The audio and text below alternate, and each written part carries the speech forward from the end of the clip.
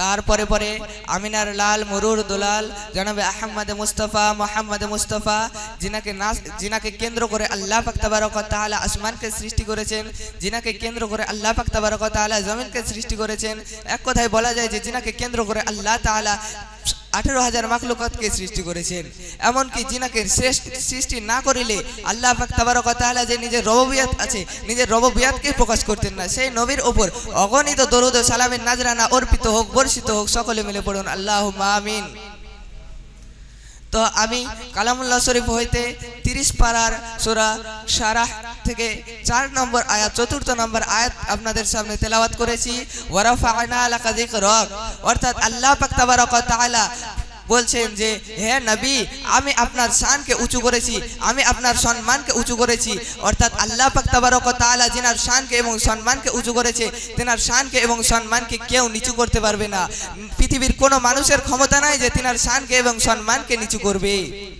কিন্তু পৃথিবীর অনেক মানুষ চেষ্টা করেছে তিনার শানকে এবং মানকে নিচু করার জন্য তিনার সম্মানকে নিচু করার জন্য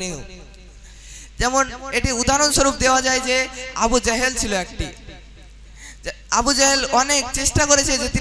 তিনার সম্মানকে নিচু করব তিনার শানকে নিচু করব কিন্তু সে সব সময় বৃথা হয়েছে কখনো সফল হতে পারেনি তার সমস্ত চেষ্টা বৃথা হয়েছে যেমন একটি ঘটনা চলুন জেনে আসি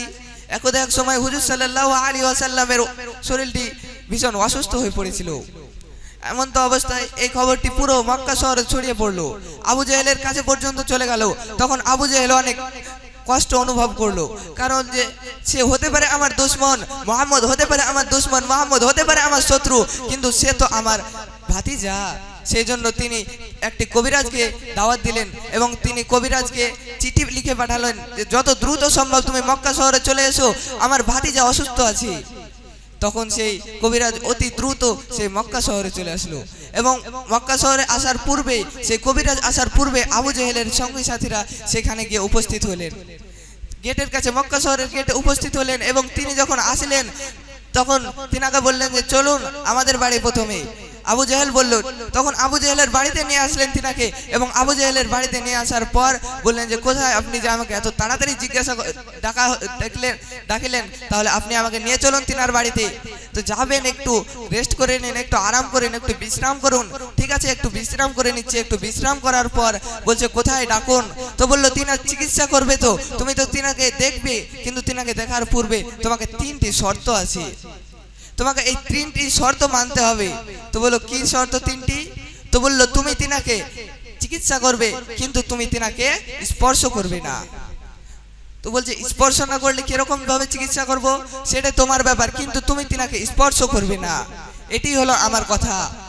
ঠিক আছে স্পর্শ করব না দ্বিতীয়টি কি দ্বিতীয়টি হলো যে তুমি তিনাকে দেখবে না কেন দেখব না কারণ তিনার শরীরে তুমি যদি তিনার শরীরে দেখো তিনার শরীরে এত দয়া আছে এত মায়া আছে এত রহমত আছে যে তুমি তিনার দয়া মায়া রহমতে তিনার ধর্মে চলে যেতে পারো সেই জন্য তুমি তিনাকে দেখবে না এবং তৃতীয় শর্ত কি তৃতীয় শর্ত হলো যে তুমি তিনার কোনো কথা কান দিয়ে শুনবে না কারণ তিনার কথাতে এত মধু আছে এত মিষ্টি এত সৌন্দর্য তিনার কথায় তুমি তিনার কথা শুনেই তিনার ধর্মে চলে যাবে তাই তুমি তিনার কথা কখনো শুনবে না তো এই 3টি কাজ যদি না করি তাহলে আমি চিকিৎসা করব কিভাবে তখন সেটি তোমার ব্যাপার সেটি তুমি জানো কিন্তু আমি এটা বলতে পারবো না কিন্তু তোমাকে এই 3টি শর্ত মানতে হবে তখন সেই কবিরাজ রাজি হয়ে গেল এবং বলল যে চলো নিয়ে চলো আমাকে তো বললো না নিয়ে যাওয়া হবে না তিনার বাড়িতেও যাওয়া হবে না তোমাকে তিনাকেই এখানে ডাকবো তখন হুজুর সাল্লাল্লাহু আলাইহি ওয়াসাল্লামকে ডাকা হলো আবু জাহেলের বাড়িতে তখন হুজুর সাল্লাল্লাহু আলাইহি ওয়াসাল্লাম একটু চিন্তিত হয়ে পড়লেন যে এখন কি করা যায় তখন আল্লাহ পাক তাবারক ওয়া তাআলা বলছেন যে এ আমার প্রিয় বান্দা আমার প্রিয় মেহবুব তুমি চিন্তা করো না তুমি চলে যাও তিনার বাড়িতে আমি তোমার সাথে আছি তখন হুজুর সাল্লাল্লাহু আলাইহি ওয়াসাল্লাম নির্ভয়ে চলে গেলেন আবু জাহেলের বাড়িতে এবং হুজুর সাল্লাল্লাহু আলাইহি ওয়াসাল্লাম আসার পূর্বে আবু জাহেল বলে দিলেন তিনার সমস্ত সঙ্গী সাথীদেরকে বলে দিলেন এবং সেই কবিরাজকেও বলে দিলেন যে তিনি আসবে কিন্তু তিনার তোমরা কেউ সম্মান করবে না কেউ তাজিম করবে না কেউ দাঁড়াবে না সকলেই বসে থাকবে কারণ দাঁড়ালে একটি তাজিম হয়ে যাবে সেই জন্য দাঁড়াতে মানা করে দিল ঠিক আছে দাঁড়াবে না এই জন্য কেউ দাঁড়াবো না সকলে আগে থেকে প্ল্যান ঠিক করে নিল কিন্তু হযরত হুজুর সাল্লাল্লাহু আলাইহি ওয়াসাল্লাম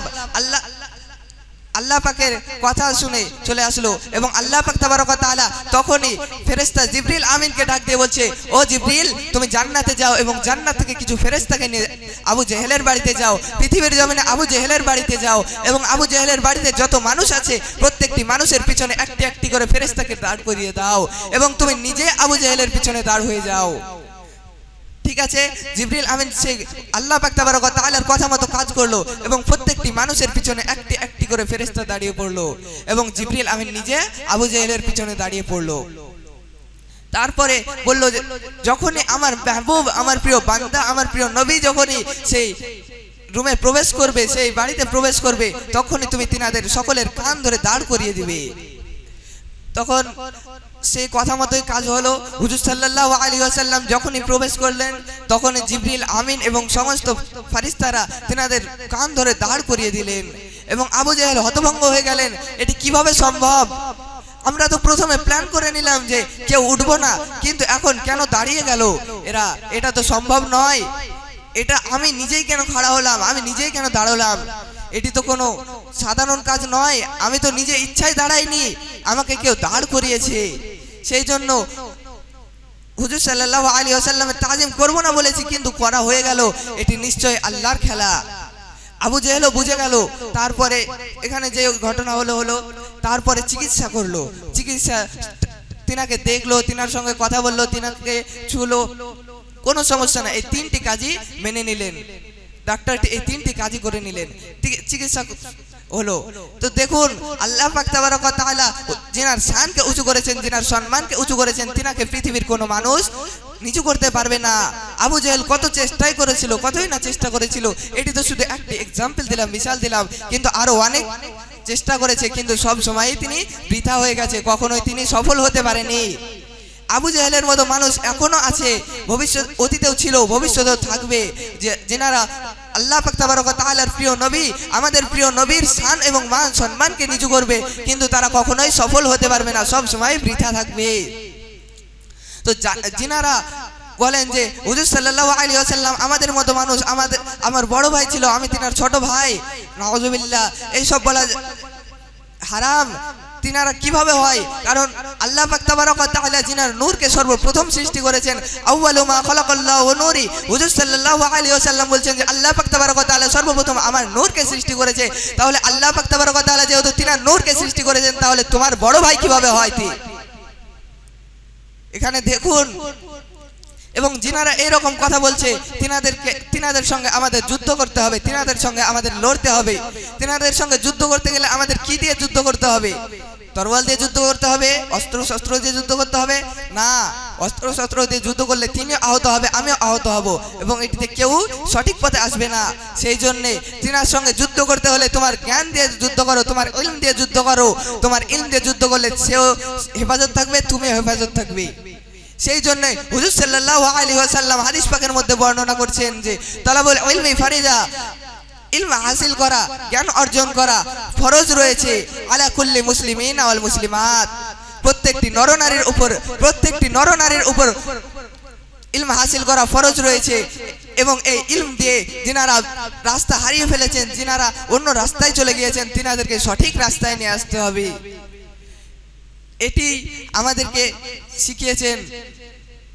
তো এখান থেকে আমি আমার সংক্ষিপ্ত আলোচনা শেষ করছি। ওয়া আখিরু দাওয়ানা আলহামদুলিল্লাহি রাব্বিল আলামিন। আসসালামু আলাইকুম ওয়া রাহমাতুল্লাহি ওয়া বারাকাতুহু।